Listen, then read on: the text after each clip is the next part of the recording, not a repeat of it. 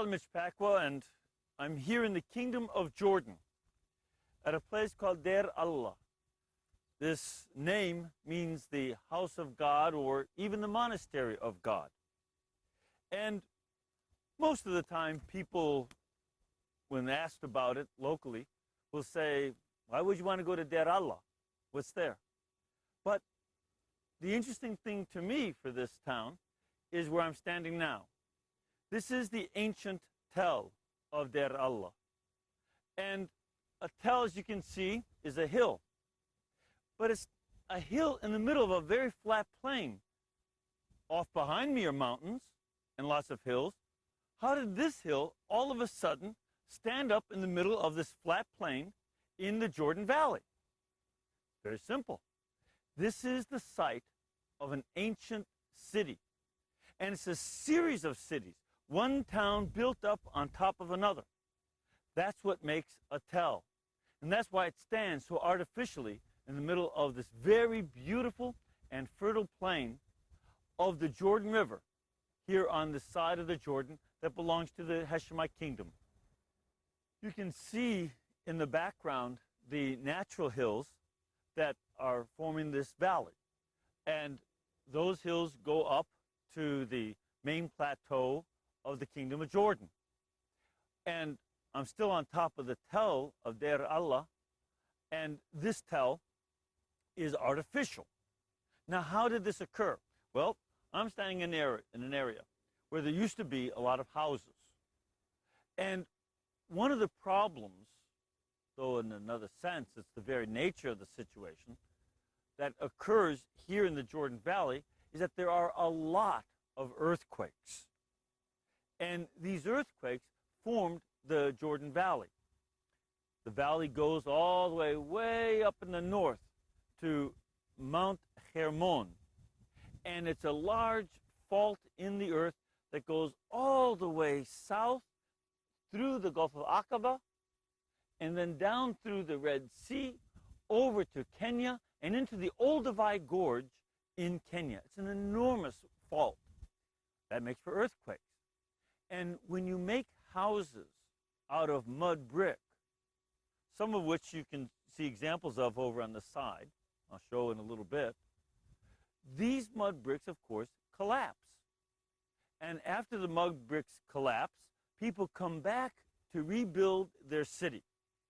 Now, a couple things occur as a result. One of them is the city gets higher and higher and higher over the millennia. This particular city, at Deir Allah, is something that began way back. I think there's some parts of it that go back to Neolithic times, while others are mostly in the Bronze and the Iron Age. And so it kept building up over millennia. Remember, the Neolithic period in this area goes all the way back to 9000 BC. So there's very ancient finds here, and then the finds keep building up.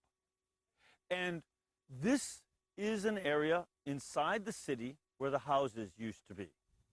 And if you see a little bit that there are different layers right behind me, that there are different colors of the soil. Each different color indicates a different level of this ancient tell. And even down on the bottom you can see a few bricks, but you don't see a whole lot here. They'd have to dig a lot more into the tell to be able to indicate all the different levels. One of the problems, though, of course, is that when you dig into a tell, you also destroy it. So archaeologists have to be very judicious about how much they'll dig into the tell and how much they will leave behind so that future archaeologists can come here, perhaps even with better tools and better skills than the earlier archaeologists had. But that's how archaeology works in part in this area. Now, let me show you a couple other things here as well. Just as an example of how any visitor can indicate where a tell is, just look off over beyond me, and you can see a mound in the distance. It's a mound right in the middle of this big flat plain. There are a number of these tells. That's one Here, Tel Deir Allah is another. There's another still a little bit farther to the south of us. A number of these ancient towns flourished here. And that's how we can tell where the towns were. I mentioned that homes were built out of mud brick. And this behind me extends all the way around as a mud brick wall. But this is not ancient. This was put here by the archaeologists. It's a retaining wall to make sure that this part of the tell does not collapse during the rain. And they rebuilt a whole wall here as a retaining wall, but they used the ancient technique of making bricks out of mud mixed with straw, as well as with some stones, as a way to bind the mud together. Now, the advantage for the archaeologists in using this is that the next generation who comes here would not have to jackhammer away at this wall with, as if it were made out of concrete, they would. But this is going to be relatively soft. They'll be able to dig through. And if they want to continue digging on into this section here, future archaeologists can do so. But the other point that I think is interesting for us to note is that this is the kind of mud brick that had been used, similar to that of ancient times. And what happens is, over the centuries of them being knocked down by earthquakes and such, the mud turns right back into this hill. And that's how the tells grow. One element of archaeological work is making a map of the tell where the archaeologists are doing their dig.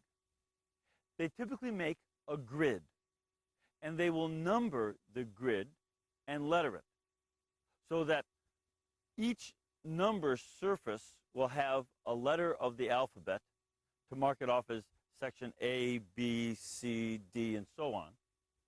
And then, quite commonly, they'll use Roman numerals to indicate, as they go down, each level to which they go down. So the top level is Roman numeral 1. Then Roman numeral 2 is below that. And sometimes they'll have 2A and 2B and 2C, depending on whether or not each different level represents a different period of history. So this kind of mapping is done by careful archaeologists who are not just looking for great big items of interest.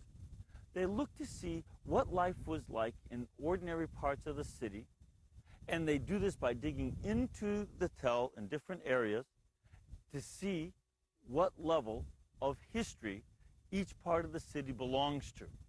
How many people approximately lived there in that period of time, and what kind of life did they have? These are some of the things that archaeologists look for. The question still remains, how can you tell the age of each level? I'll show you an example in just a minute. How exactly do archaeologists date the different levels going down through a tell? It's not so hard. Pottery. Pottery is something that outlasts the seasons. And pottery has specific styles over the centuries. And modern archaeologists have become so familiar with the pottery of the region that they can take a look at pottery and read it the way most of us would read the alphabet. Let me give some examples. Right here on the surface, I haven't prepared anything at all, just squatted down over here next to the surface. You see a piece of pottery here from one period, and you'll see some other pieces of pottery, and there'll be a variety of them throughout the area here. Just anywhere you squat down on this tell. One of the things is that the ancients loved having children. But when you have children, you always have broken pottery, right? Nothing's changed over the millennium. And so this pottery is left behind. When it rains, some of this is revealed, and some of it from various periods of history are revealed. So what archaeologists do when they begin to investigate a tell is they'll look at a surface survey. They'll walk around the surface and they'll read the different ages of the pottery that they find, little fragments like this. Now, I'm not an expert in pottery typology. I have a better sense of what the age of a piece is when I see the whole thing, not just little sherds like this. But when good archaeologists examine this stuff, they can tell just from the thickness and the style of the pottery basically what age it is. And they try to decide whether or not this is a place worth investigating. Obviously, after a surface survey here, they decided this place, Tel Deir Allah, was worth investigating. So they did. And in fact, the research into this area gave a very, very interesting result, which I'll tell you about in a second. One of the reasons that I'm so interested in Tel Deir Allah is because of one of the discoveries at this mound. Archaeologists found a stele, which is a stone shaped like our traditional gravestones. And this stele was covered with white plaster, and it had red writing in Aramaic on it. And this is a very ancient form of Aramaic from the Iron Age. And this told a story about the prophet Balam ben Beor, that is, Balam, the son of Beor. This is the same Balam that we know from the Bible. He was a prophet that came from up north of here, from along the Euphrates River, which is over in Syria. And he was obviously a very well-known prophet, known not only to the king of Midian, who hired him to come down to curse Israel, but also known to the local people here at the ancient city of Deir Allah. And in this inscription, it speaks of some of his work as a prophet. From their perspective, they don't mention what he did in the time of the Bible, but they at least mention him. And a couple things that I'd want to mention about this Balam is that he is used 3 times as an example in the New Testament.